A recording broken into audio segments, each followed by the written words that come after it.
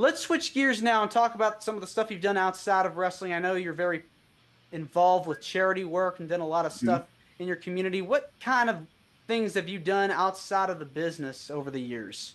Well, what I do, I go speak at schools a lot, and I like working with the boys center, and try to get these little kids back on track, man. It's rough. I mean, it's really rough because there's no respect anymore for your peers, and but working with the boys at the boys center, man, it's rough, man. I say about it, it's rough. I think it'll pay off though. I think if we can straight few them knuckleheads, it'll pay off. Yeah, I think it's hard to grow up in this day and time due to the age of the internet and social media, and we're so into our phones and wired differently. I mean, it's totally different now than it used to be. Yes, it is very much so. And they're getting their the kids are being raised by the internet. That's where they're being raised by the computers and the internet, man. That's why it's so bad out there now.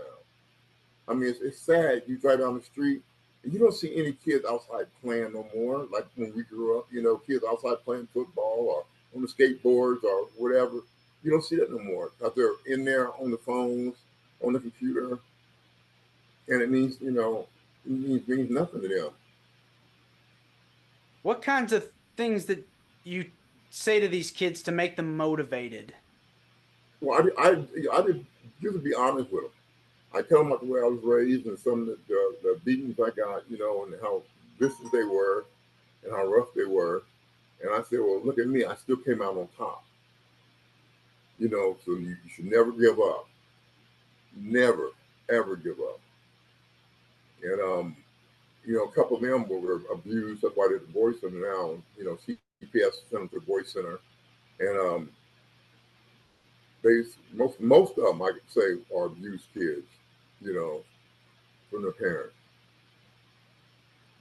Man, it's just hard, to deal with that kind of stuff because it's traumatic. Yes, yes. And, and to go through that, I mean, it's gut wrenching. So, Right. And then I tell them about the military. I was in the military. As a matter of fact, I graduated most distinguished undergraduate. Number oh one out of wow, my class. Yeah, number one out of like 2,000 soldiers, man. I graduated top of the class. so cool. And so tell them about that and all, and the military is what kind of helped me get my attitude straight. Because when I went there, I was like a mean street kid. You ain't gonna mess with me and this, that, and other. But I had some good drill sergeants, man, and they helped me out. They talked to me. They held my hand through the whole situation, man. And the military did me a lot of good, a lot of good. Who are some of your favorite sergeants? Sergeant Hall and Sergeant Jackson, they were good, man. They were good. They didn't take no mess from you though. They didn't take no mess. I remember one time I was in the we was in the cafeteria, and we was getting a chow, and this one sergeant from Louisiana named Sergeant Bonner. I don't know what about this man, but I didn't like him, and I don't think he liked me either. So he came up to me, he was like, "No, what you say?" I said, "I didn't say nothing, drill sergeant. I didn't say nothing." He said, "I seen you talking in line," and I was like, "I wasn't talking in line."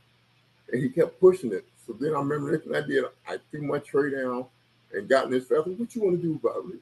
And then my drill sergeant came and grabbed me and put me outside in the snow, made me do push-ups, man, on the snow and rocks. I had to do like Jeez. 100 some push-ups, man. It was I don't know if I could do push-ups in the snow with rocks. I mean, that would hurt my hands. my hands were so tore up when I got done, man. But then Sergeant Hall called me upstairs to his office and explained to me, why he did it and how I couldn't be talking back to drill sergeant and so on and so forth. And, you're taking these stories and you're trying to pay it forward to the next generation and I think that's Right. really good because kids need a figure, a father figure, a parental, a guardian in their Right. life to, motherly figure in their life to, tell them that things will be okay if you just keep having a positive attitude, thinking of things that, make you happy. Find Right, something in your life that you're passionate about and pursue it. right. You talk to these kids, I found out that you got to be straight up with them. You got to be straight up with them. Like, I did punch my captain in the military, which got me in trouble. I had to do some time in stockade for punching him, but it was worth it. But when you talk to the kids, you got to be honest with them. You can't make them sound like everything in my life was peaches and creams and this is what happened. No, I tell them about the abuse, and I tell them about how bad my dad used to beat me till I bleed, and everything else, man. I tell them the whole 9 yards, and how I got hot boiling water poured on my stomach, and it was rough, brother. Oh, I I'm grew up so very rough wow. childhood. Yeah, I Wow. had warm water poured on my stomach, and it was so bad until my stomach started bubbling up. Little Gosh. bubbles started popping on my stomach, man. And I mean, my dad just ran some cold water in the bathtub and made me sit in the bathtub. All I can remember is the skin floating to the top of the water from my stomach. And yeah, it was rough, man. And but I tell them the stuff. So because some of the kids are there, and they call it abuse because the parents yelled at them, or the parents put them on punishment, and they say that was abusive. Brother, you don't know what abusive is. You have no idea what abusive is. Because your parents yell at you or tell you to clean up your room or do something, you don't, rebel against something like that. No. But it's a whole new generation, man, because, the internet is raising our kids. Hmm. We're not raising the internet's raising them. Why do you feel passionate about helping out in your community? Because I noticed some out of, all the kids, I noticed some great kids out there. And I don't care if it's not but one kid. There's one kid that's going to listen and be very special when he grows up. And, I just love doing it, man. I love doing it.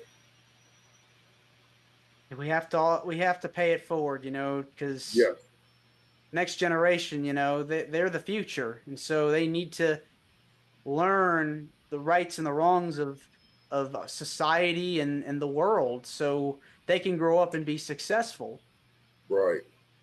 Because right now, what I'm seeing, man, I'm scared for the next generation. Yeah, I truly am. I'm scared for them. yeah. All we can do is guide them in the right direction and hope for the best. Right. I agree.